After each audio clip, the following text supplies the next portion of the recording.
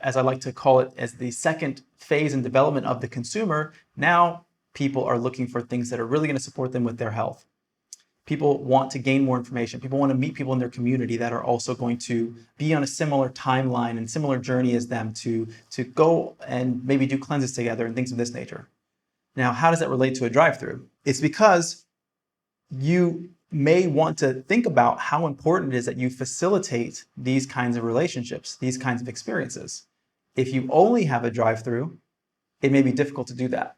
It's the same reason why food trucks are a little bit of a challenge, because it's not always easy for people to build community around food trucks. They can do it, but it can be more difficult than a storefront that has tables that, is protected from the weather and people can become a destination point and location for them. In other situations, that's not the case. And so you have to be aware of that and know that it's maybe for most of you not a question of either or, do you do one or the other, but maybe you do a combination of both.